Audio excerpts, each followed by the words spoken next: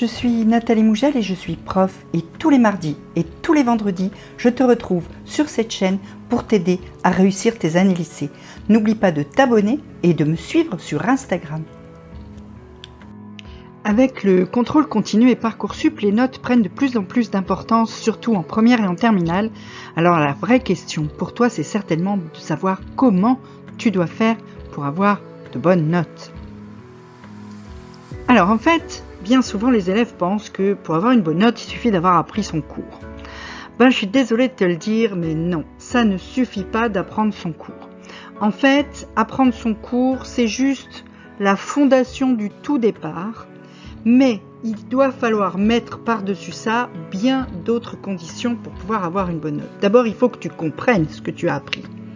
Parce que ça sert à rien d'apprendre un truc que tu comprends pas. On l'a vu dans une vidéo sur apprendre par cœur. Et puis ensuite, il faut que tu comprennes aussi quelles sont les consignes de l'épreuve que tu passes et quelle est la question qui t'est posée.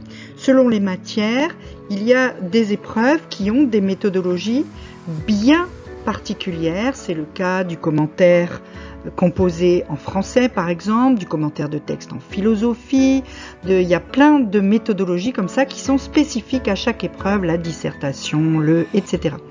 Donc il faut que tu sois au fait avec l'épreuve que tu vas passer et les consignes qui te sont données, la question qui t'est posée. Et puis après, il faut que tu arrives à faire le lien entre cette question qui est posée et le cours que tu as appris et compris si possible. C'est-à-dire que tu arrives à te dire, voilà, sur cette question-là, pour répondre à cette question-là, c'est cette partie du cours qu'il faut que j'explique. Et ça, c'est pas toujours évident et c'est ça qui fait souvent que des élèves tombent hors sujet. Et puis, donc, en fait, il faut savoir rédiger, il faut arriver à faire les phrases en français correctement, arriver à articuler les idées, c'est-à-dire avoir les petits mots de liaison, la façon d'expliquer comment les choses s'enchaînent, les liens de cause à effet, etc. Donc, tu le vois, déjà, rien que sur l'épreuve elle-même, c'est beaucoup plus complexe pour réussir à avoir de bonnes notes que simplement d'avoir appris son cours. Mais ensuite, il faut, et c'est là que tout commence, que tu sois attentif en classe pendant les cours.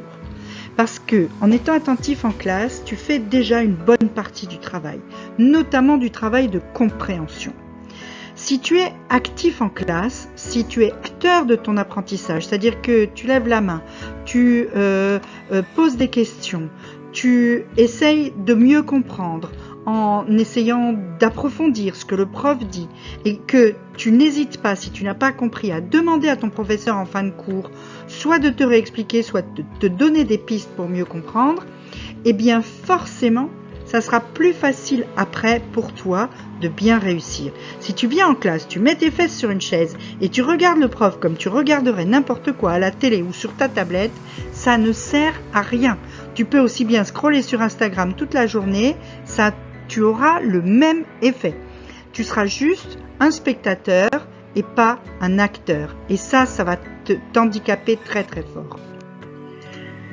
Tous les soirs, quand tu rentres, ensuite, tu dois reprendre tes cours de la journée. Tu dois les relire, corriger les fautes d'orthographe, améliorer la présentation, souligner les titres, etc. Ça a l'air de rien, mais c'est ça qui va t'aider ensuite, quand tu vas y revenir pour réviser, à mieux voir tout de suite où sont les choses importantes, où sont les articulations du raisonnement du cours, parce qu'une fois que le cours est fini, le plan va te donner les articulations. Donc, et puis, après tout, si tu as un joli cahier, un petit peu joli, tu n'es pas obligé de faire des fioritures partout, mais si tu as un cahier un petit peu joli, tu auras quand même plus envie de travailler dessus. Complète tes cours aussi. Ne te contente pas de ce que tu as noté en classe et puis après tu n'y touches plus. Utilise plusieurs sources pour faire ça. Utilise ton manuel, utilise les commentaires que le prof peut faire. Parfois, des fois, le lendemain, il refait un commentaire sur ce qu'il a dit la veille, etc. Tu peux utiliser Internet. Et puis, tu peux penser à utiliser pour prendre tes cours la méthode Cornell. Alors, je ne vais pas la développer ici parce que j'ai fait une vidéo sur ce sujet-là que tu peux aller voir sur la chaîne. Mais c'est une méthode de présentation de tes notes qui te permet de garder de la place pour justement ensuite compléter tes cours, ce qui va t'aider à mieux comprendre au moment des révisions. Et puis, quand le contrôle arrive, eh bien, tu refais les exercices, tu reprends la méthodologie que le prof a donnée pour l'épreuve que tu vas avoir à faire. Et puis, tu peux aussi penser à travailler en binôme. Là aussi, il y a une vidéo sur la chaîne sur le travail en binôme ou le travail en groupe.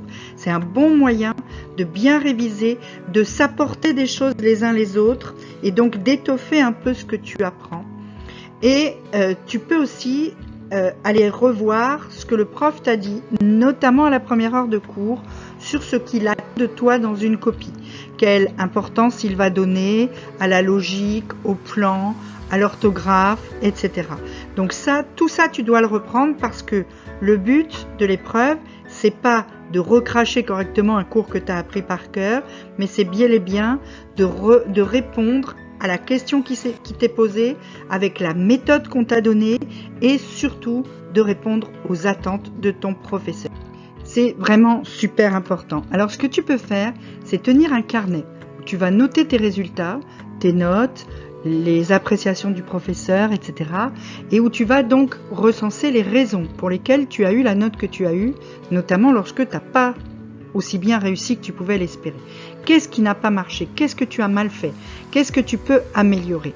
Et puis tu le fais au fur et à mesure. Tu essayes de regrouper tout ce qui concerne une matière, c'est-à-dire tu fais des parties dans ton petit carnet par matière. Et là, tu vas voir apparaître les fautes récurrentes que tu fais, les choses que tu rates presque à tous les coups et sur lesquelles tu dois vraiment, vraiment travailler. Et puis tu vas aussi voir tes progrès.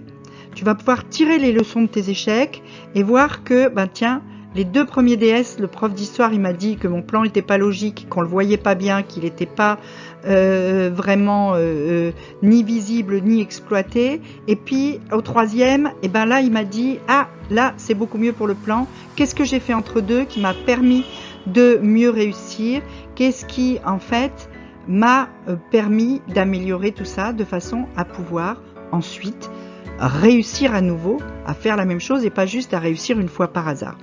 Donc ça va te permettre d'avoir une évolution beaucoup plus positive de tes notes, beaucoup plus rapidement, parce que tu vas tout de suite voir ce qui va pas, et ce qui va te permettre donc de progresser beaucoup plus vite.